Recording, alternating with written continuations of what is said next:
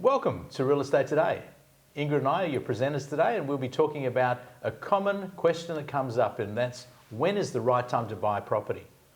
Well, that's a really interesting question, isn't it, Ingrid? When is the right time to buy? It is. When is the right time to buy? And it's always one that I think plagues a lot of us as investors or as first home buyers. When do we sell our properties? At what point in time is the right time to sell and then upgrade to a new larger home for the family? Or, when is the right time, Paul?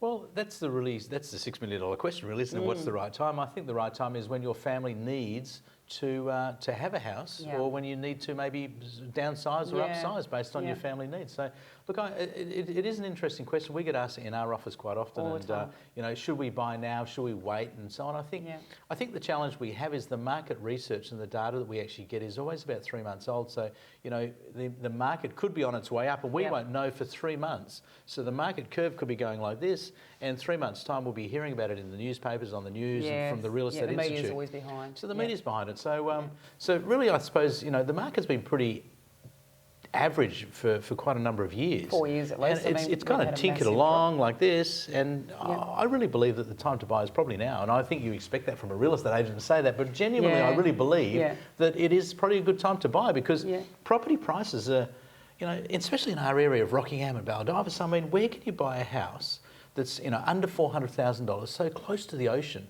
And I really think that down the track, I'm talking, the typical time to hold a house is, at least 10 years. So you go through that market cycle, which we'll talk about a bit later.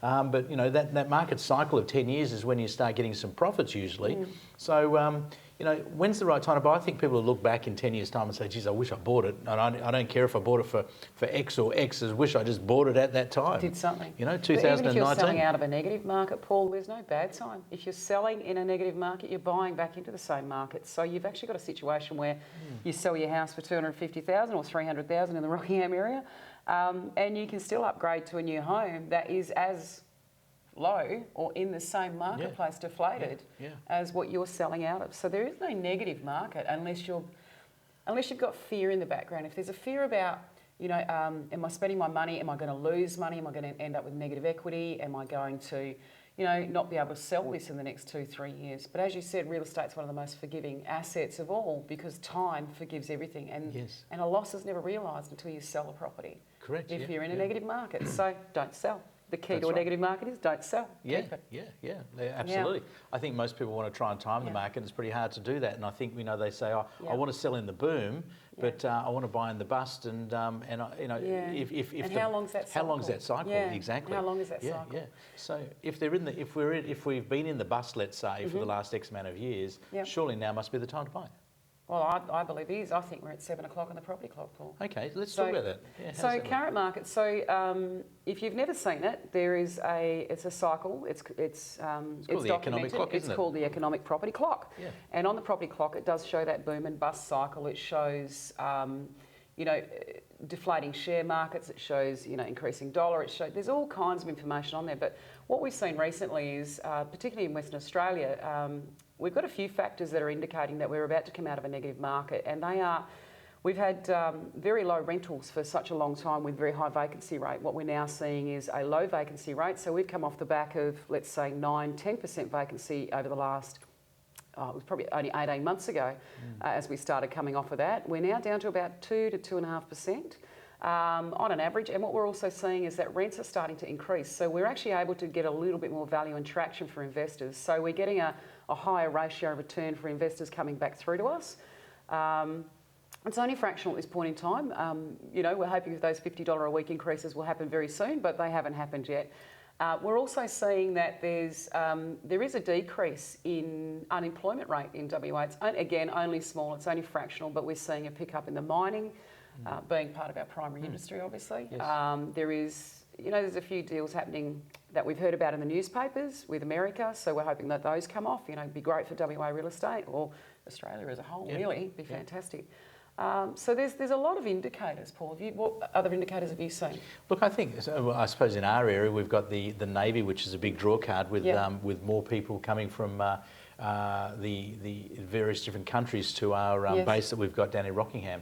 and the submarines and the industry that's going to generate as well. Absolutely, because I think the French company is going to be opening up, or they're already open to service those submarines once they're complete and come over from Adelaide. I think they come. So have you noticed that there's a drop in the number of properties for sale in WA, Paul? Yeah, look, there has been, and when we go back a few years, we were sitting around 18,000, 17,000, 16,000. I think now we're sitting at, what was that figure you were talking about this morning? 13,700, I think we're sitting at 13,700, which is the lowest it's been in probably since 2014, which was our last little mini boom. Well, so I'm wondering if we're on a 6-year cycle. How exciting would that be? Well, 2008 bust, 2014 little mini boom, and we're now at 2019. 2019, so 5 years. If it's a 6-year cycle, then 2020 could be the best year so far. It really could be. Look, exactly.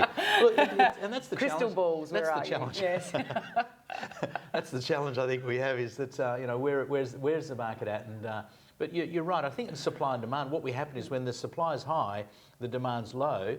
And therefore that affects the pricing. Well, when unemployment's the supply's down. low, It's again fractional, but it's down. Yeah. There's new infrastructure. Yeah. We've obviously got more people coming into Western Australia, particularly if the vacancy rate's down for rentals and the rents are increasing.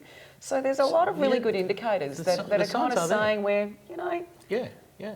And I think as industry experts, we've got, 48 years of experience between us. Yeah, absolutely. That we've seen these cycles come and go, and the indicators, you're right, lower unemployment, low available property, increase in population in the way of working and so on, especially in our suburb, I suppose, but for the greater WA as well. But and that really puts the pressure on pricing. And normally, what happens when those factors come together is the property price starts moving up.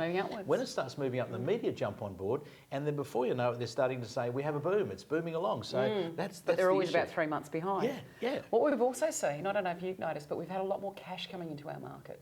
So for a very long time, we went through a phase where there was no cash purchases for property. What we're now seeing, so last month the deals that we had, we've actually seen, I think it was 5 cash deals last, and these are not small cash deals. So there's clearly people that are in the marketplace that are wanting to buy, and they're seeing that our real estate in Western Australia is at a pretty purchasable price at the moment. So look, if it was me, I'd have spent $1 million, I'd be investing in real estate in Western Australia right now. Yep. Absolutely. Let's go get some money, Paul. Let's go get some money. So that's some great advice, I think, today. We've really covered some great ground there. Another question that comes up that we often get is, the banks have been sort of hauled over the coals with the Royal Commission, and therefore we've got the challenge of, having to jump through certain hoops to get our finance in order. We've got some tips. Ingrid and I have got some tips around that area that, getting your, I suppose, backyard in order, ready to go to see your broker, and then ready to make your application process work and go smoothly as possible. So what are some of the tips that we could give today? I believe that, look, if you're a first home buyer, clearly there's some challenges around savings for purchasing into a newer home. So, look, still buying a block of land and building a home is still a very viable thing for a first home buyer. But there's a couple of other things that you can do too that you may not be aware of. And we have a gentleman who we do quite a lot of business with, and what he does is he renovates properties. So he'll get an older property, he'll renovate. Now, the government does look at first home buyers for properties that have been primarily renovated throughout. So they need almost I'd say an 85% renovation done on the property. But you can actually look at that as a first home buyer, all right? So a lot of people aren't aware of that. So you don't have to buy or buy a block of land and build. You can actually look for something that's, could be, it was a full reno done by somebody else. Okay. And there are permissions that are available for that area. So, obviously you still need your deposit, depending on the bank that you're dealing with. And if your Key Start is another option too for a lot of people. Key Start's quite fantastic for a first-home buyer. So a broker was telling me the other day that one of the things that one of the banks have put in place is an app. And what they'll do is they'll get your bank statements and they'll actually feed them through the app to see what you're spending your money on. And they'll look at your spending habits. And they'll look at, are you going to the pub on Friday nights? Are you, spending too much at the fast food outlets? And, what you're spending your actual money on. So I suppose they normally want 3 months worth of history for statements in the application. So it's probably wise that... And if you are saving, hopefully you're saving and not doing all those things. Absolutely. But if you are saving, it might be prudent to actually make sure your statements are in order. That's a bit of your backyard cleaning up, I suppose. if the statement shows minimal expenditure, more savings, lack of well, it's the ability luxury to service spending, the debt, isn't it? That's what they want to see. They want to see the serviceability of the debt, and that's something that's new that's been introduced with a few banks. This app, they feed it through, it automatically looks at the expenditure and breaks it down, and it comes up and says, yes, we'd lend, or no, we wouldn't, or are there a risk or aren't there a risk? So, that's something. It's some really good advice, I think, that a broker gave me the other day that will help, get their backyard in order. I think another important thing too, and we saw this happen recently. A purchaser, first home buyer, bought a home. Unfortunately, what he did was he upgraded his job mid-swing through the purchase.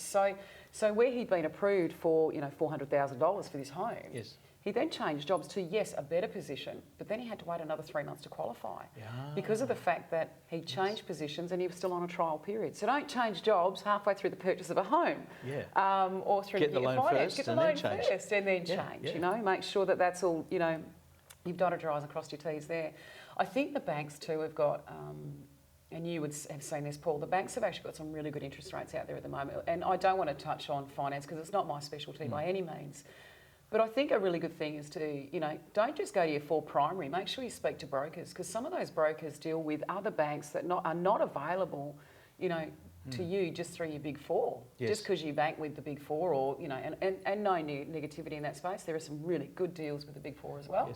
But have a look at your brokers and see if they can sometimes get you a better deal. Look, absolutely. What about when people already have loans and then go back to the banks? Absolutely. Well, that's a really good topic, Ingrid, because I think to be a homeowner, most people talk about the goal of paying off the family home. And to pay off the family home, it's a matter of really budgeting and working towards ways you can save money. And what Ingrid's talking about there is a really important topic, and that topic is all about how can you save on your home loan. And a lot of people say to us, especially our landlords, our owners will say to us, gee, I'm finding it a bit challenging, the rents are being pushed down. And we actually do what we call a health check. So we actually encourage them to talk to a broker, and the broker then will look at their mortgage and see if they're actually spending an extra $100 odd per week or per month on mortgage repayments. So, and what you've said there is a really important point. The major 4 banks, which get about 80% of the business because they are the bigger banks, because they've got the better marketing, because they're bigger and they can afford to be on television on a regular basis saying, hey, look at us, look at us. It's the smaller companies that are still regarded as strong, secure banks that are actually giving low interest rates. And I saw on television the other day, round about the early 3s, 3.2s, 3.3s, 3.4s, they were giving on loans, which if a landlord, for example, has a loan at the moment, let's say at 4.3 or 4.5%, if he can get down, or she can get down, or they can get down to that sort of early 3s, wow, that's a huge savings. One of our clients, we've just done a health check on one of our clients as an investor. $8,000 a year savings. 8,000? Yeah. That's a holiday to Europe.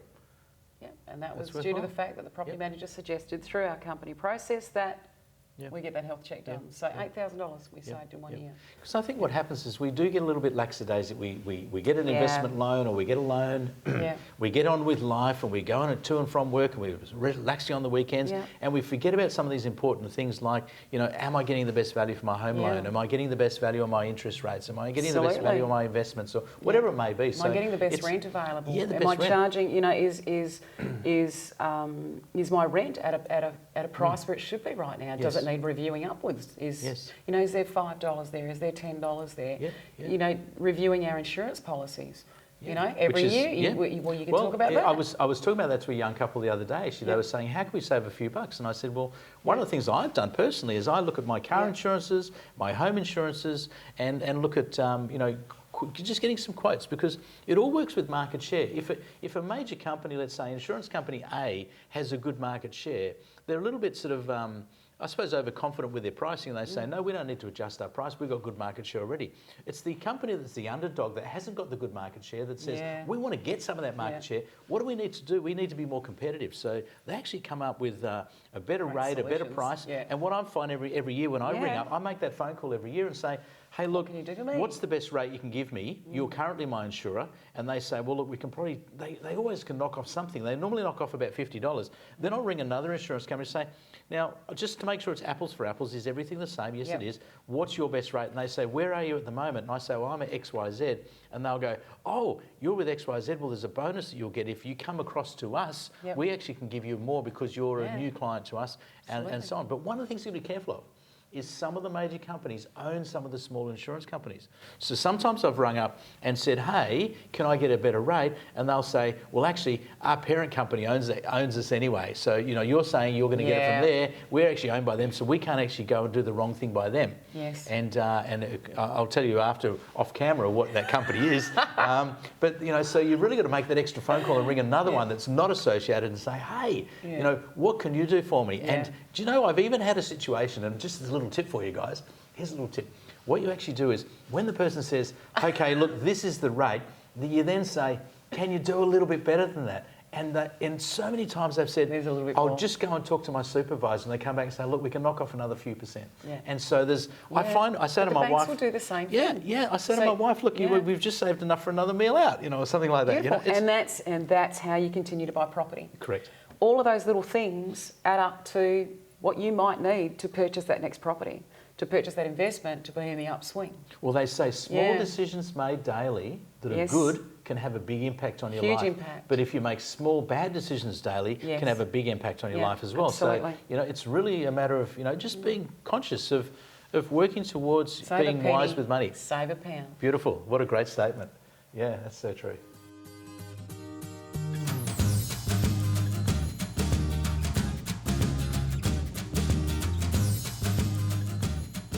Welcome back. We were in our studio before, but now we're in our office. So you may hear a few noises, a few cars and a few horns and who knows what going past. But one of the things that we do actually get asked a lot is, how am I best to buy this property? If I was to buy it in my super fund, or if I was to buy an investment property, what's the best way to do it? Now, as you can appreciate, as real estate agents, we're not in a position to answer those questions. So we always like to pass over to obviously accountants.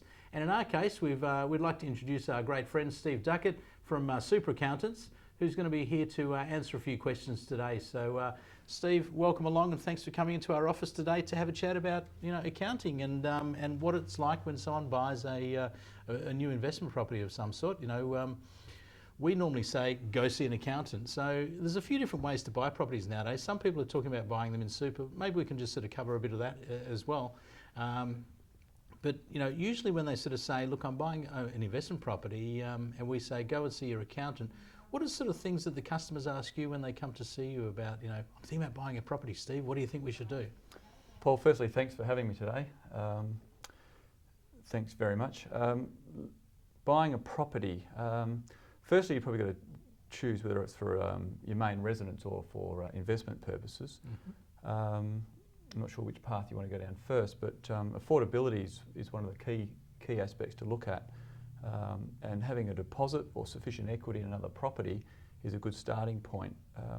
The magic number generally is around having a deposit of 20%, and any less than that, you will find yourself with having to pay lender's mortgage insurance, commonly referred to as LMI. And LMI can be quite costly, and then it becomes a trade-off as to how badly you'd like the property versus how much you want to pay in additional fees to have that property. Yeah. Lender's mortgage insurance is something that we actually find that when we talk about that to our clients, they seem to think it's an insurance policy that insures them, but we find that it's not. You probably get the same sort of question of, well, I'm insured, but in actual fact, you're not insured, are you? No, it's actually insuring the lender, so that should the loan go bad, they're protected, and you won't be any different. It's a cost. It's an additional cost for you to purchase the property. So should the client buy an investment property and then they default on their mortgage, and for whatever reason they lose their job and they can't pay it, it doesn't protect them in any way. It's actually protecting the mortgagee, the mortgagor, the broker, the bank or the building society or whoever it might be, and it covers their loan. Correct. But they will still pursue the customer for the money, won't they? If there was any shortfall, there If was. there's a shortfall, Correct. yeah. Yes. So it's really important to get that clear. But lenders, mortgage insurance, and I think that's great advice from Steve. That 20% is the magic number. So you'd have the customers come to you and they would sort of say, look, okay, well, here's my tax situation. What do you think I should do? And where do we go from there? Well, the taxation point of view, that's an interesting one. There's certain items that are, there's misconception that when they buy the property that everything's all of a sudden tax deductible, which isn't often the case. On purchasing the property, as per the settlement statement, there are certain costs that you will incur, being the main one being stamp duty, which is in the thousands, and the settlement agent fee, which is around the same, about $1,000 work on that. So those costs, and the stamp duty will depend on the value of the property, but they are not tax deductible in the year of acquisition. They're actually what we refer to as a capital item, and they're used as a cost base of the property for calculating capital gains tax or losses when the property is actually sold. Yes. Yeah.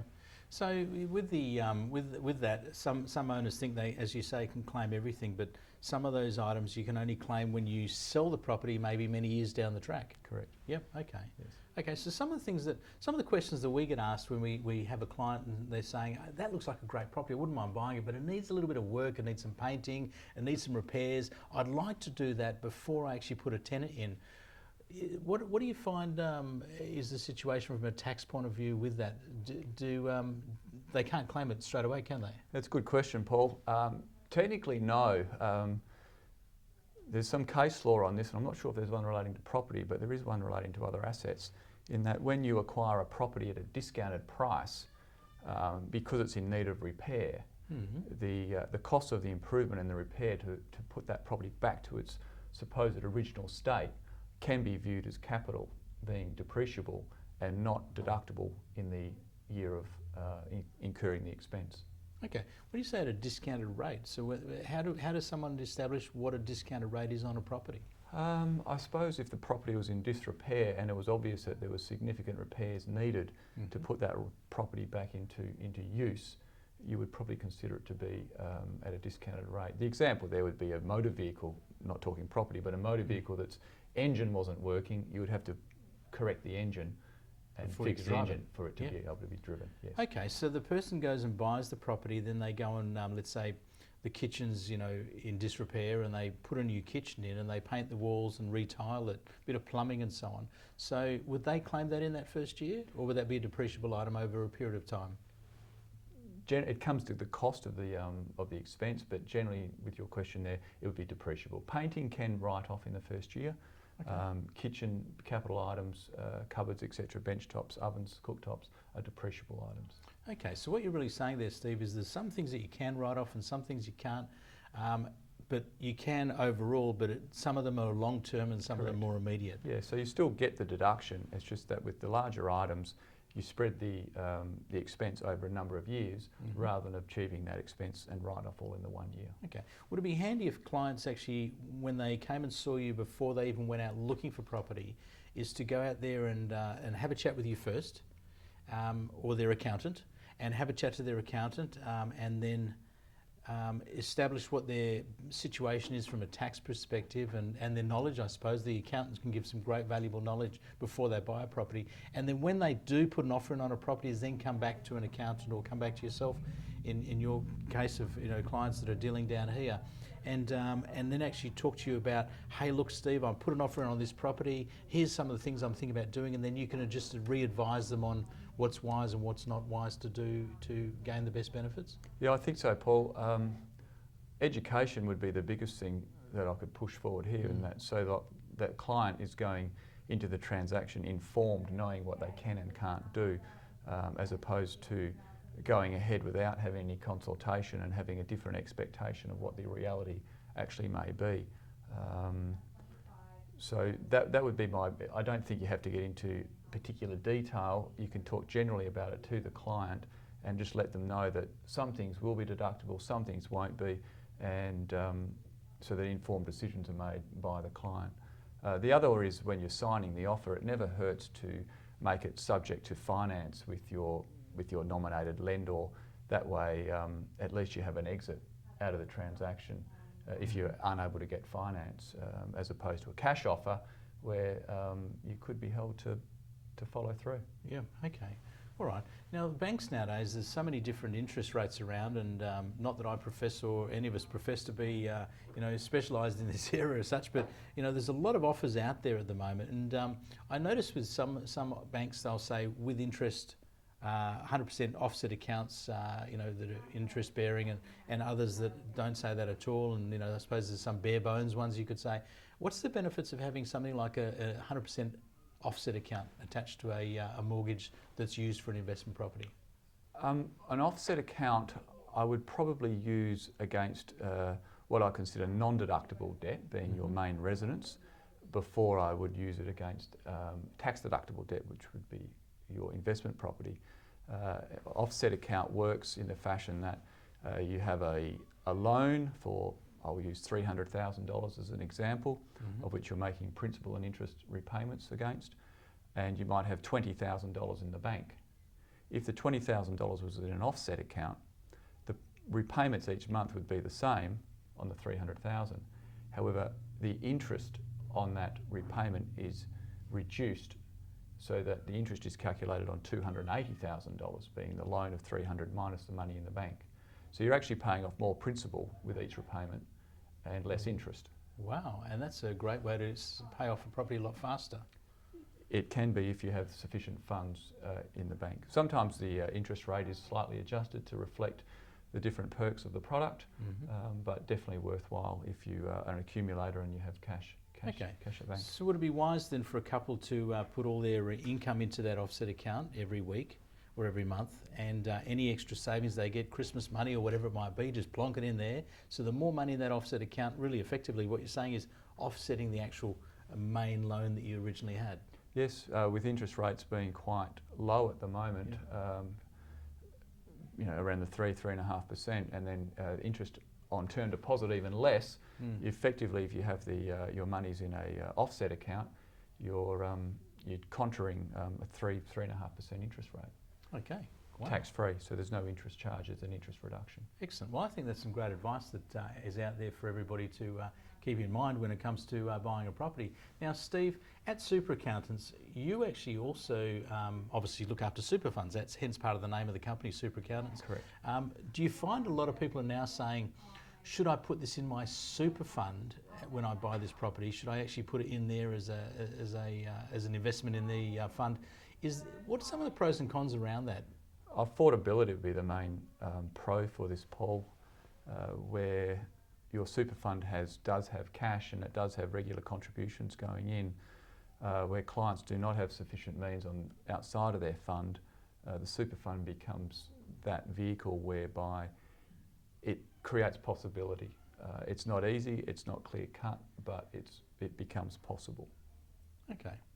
Yeah, we find when clients come to us and say, I'm going to buy it in my super fund, one of the pieces of advice we give is that you need to go back and check with your accountant on what name to put the purchase in. And invariably, that's an area that's fraught in danger, really, because if they get it wrong, it can amount to, is it double stamp duty? It can do. There's self-managed super funds is quite a complex area from the accounting and legal side of things. If the fund is borrowing money to buy the property, there is a requirement for a second trustee called a Baird trustee and another corporate trustee for that deed. The borrowings are in the name of the new deed and corporate trustee.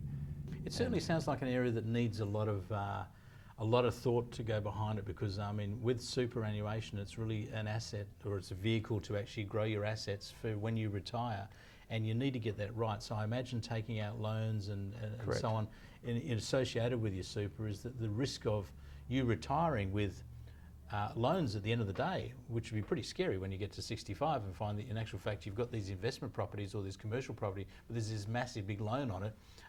You'd probably have to sell something to actually pay out that loan to, or you'd have to extinguish the loan, wouldn't you? Yeah, you've got to be able to demonstrate to the lenders that you have the capacity still to service the loans. The lenders lending to self-managed superannuation funds has definitely diminished. There's not a lot of lenders providing loans to self-managed super funds. There are a couple.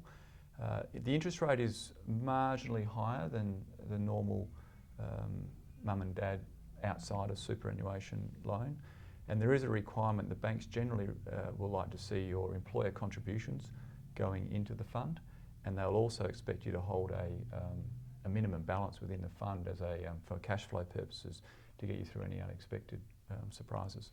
Absolutely, because I can imagine that someone might have an investment property inside their super.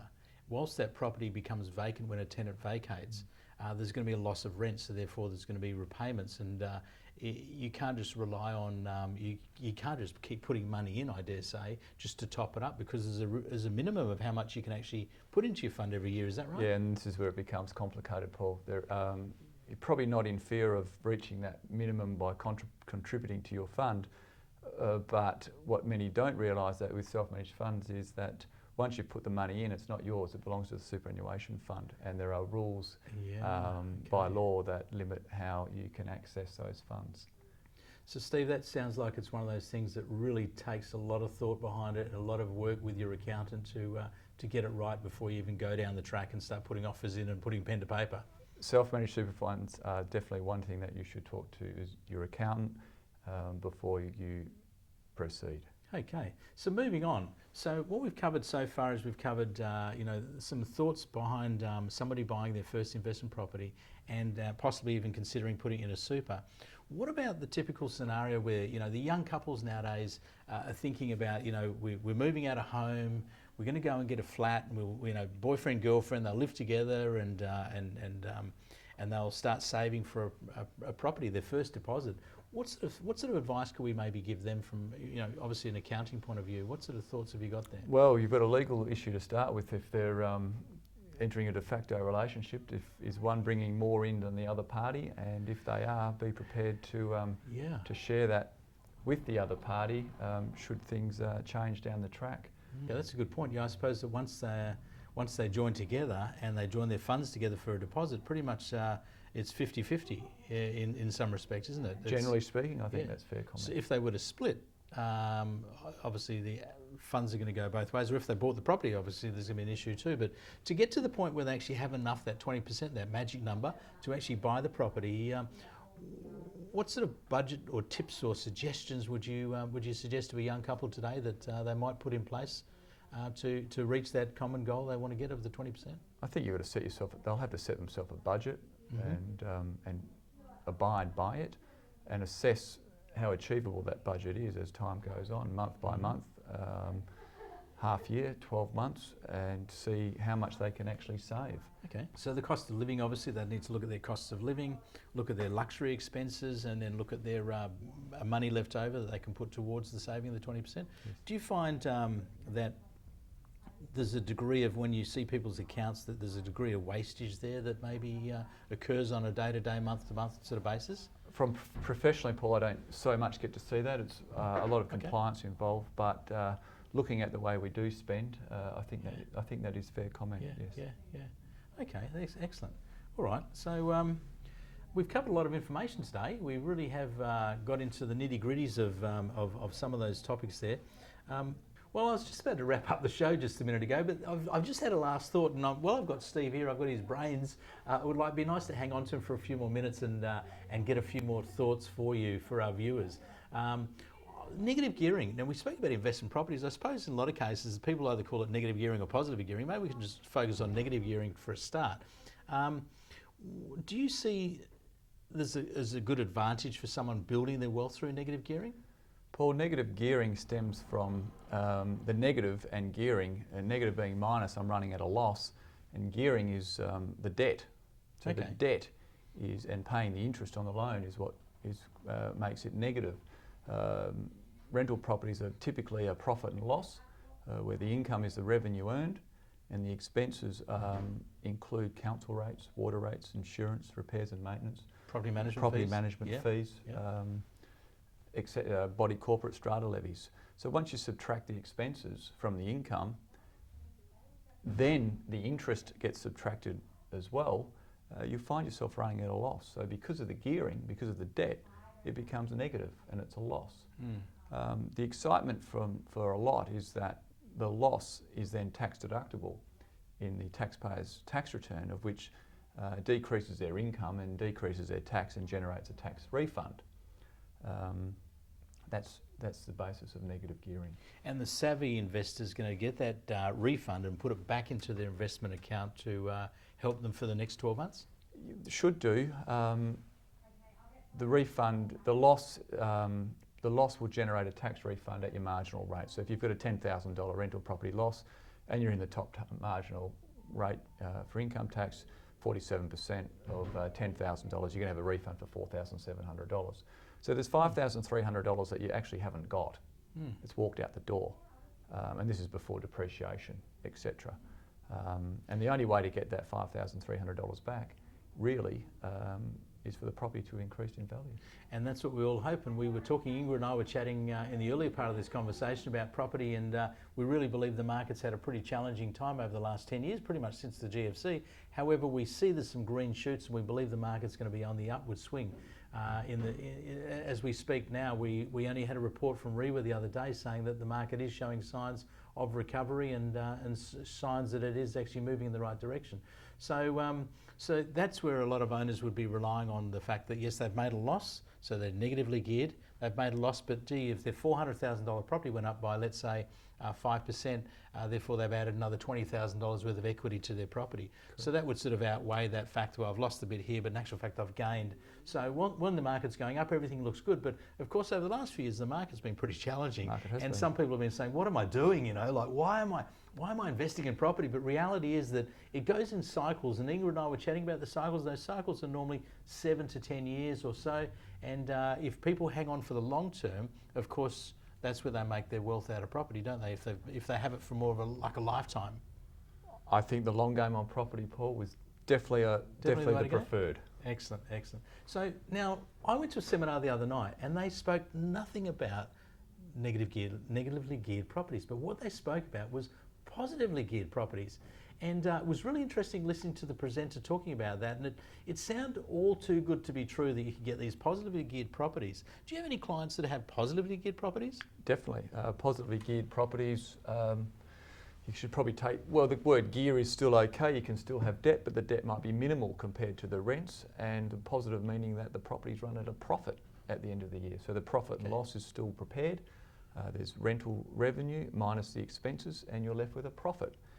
Unlike negative gearing, that profit goes into your tax return, it gets added to your other income, and you pay tax on the profit.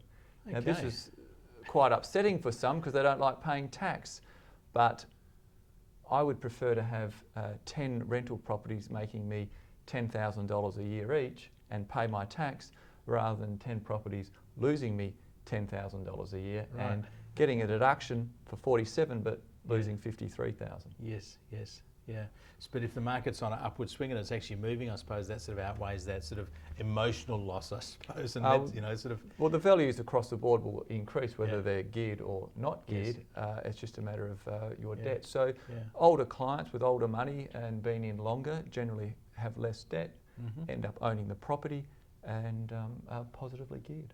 Okay. Excellent. Well, that's some great advice. Now, the interesting thing with positively geared properties, and everyone says, find me a positively geared property because then I've got cash flow. What we normally find with positively geared properties is they normally have low rates of growth. So they might be in the country regions or the more external sort of regions from the metropolitan area, and their growth rates are quite low, but their cash flow might be a bit higher. But what we do find is when they're in the country areas and their growth rate's low, is we find that sometimes when a tenant vacates that property, it's hard to get another tenant because the country areas don't have the demand like the city. They don't have the schooling possibly, or the shopping and the infrastructure that, you know, obviously the more hot spots where people rent are. So yeah, well, look, some great advice I think today from Steve. And look, thank you so much. It's a real privilege to have you come in and share with us on our information video to our clients. And thank you for taking the time to be with us today. Paul, thanks very much for having me today. My pleasure.